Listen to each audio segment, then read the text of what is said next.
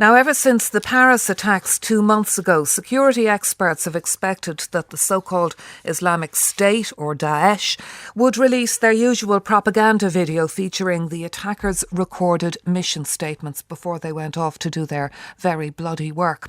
Well, such a video was posted online this weekend, and it is as murderous and revolting as you might expect. But for more on what it tells us about the attackers and their involvement with Islamic State, I'm joined by French security expert Olivier Guetta.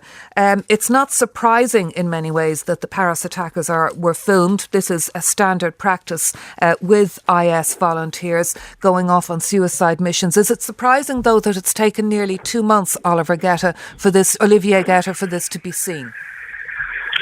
Look, a couple of things that you have to be aware of is that they wanted to put it in a way that they had all the information possible and to have it with all the attackers, because as you could see from the videos, they were all recorded separately. What I think is more meaningful than anything less is the fact that for the first time they have French and Belgian people that have perpetrated attacks on home soil, talking to their Muslim brothers at home. And I think it's much more meaningful than the other videos that they had, just random foreign fighters talking directly. And I think it will have a huge impact on many people that are thinking about going to Syria and Iraq. And that's very unfortunate.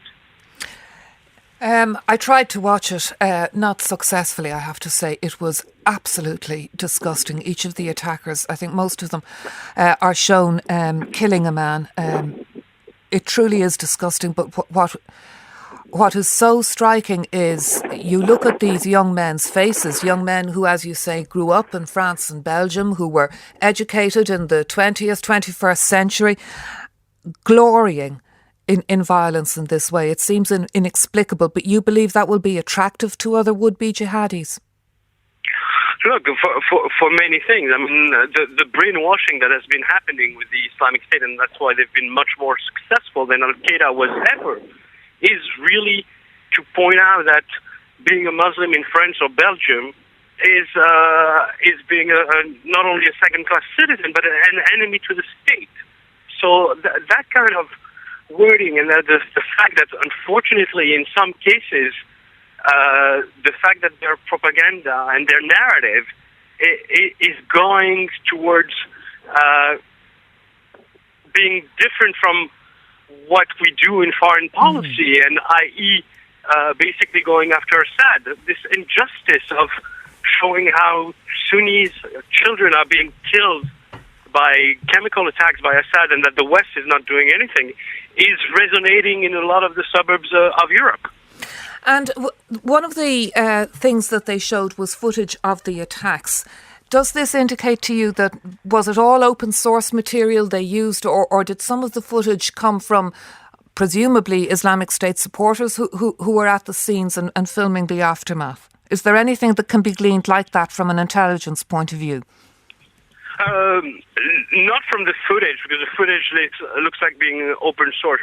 But what's interesting is at the beginning and the end of the videos, they have coded messages that supposedly were sent from Iraq, Syria, if you will, from the Islamic State leadership directly to the operatives in Europe to give them the go-ahead. And I think that's what security services are going to be looking at, is all the coding that you have at the beginning and the end of the video. Truly disgusting, and of course a warning at the end, a picture of David Cameron, I believe. Is that right?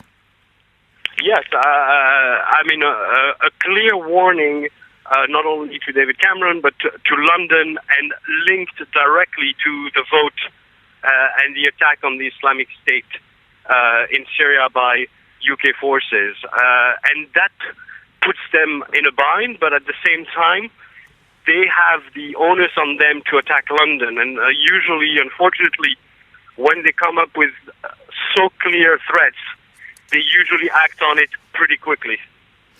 French security expert Olivier Guetta, thank you very much indeed for joining us with that this lunchtime.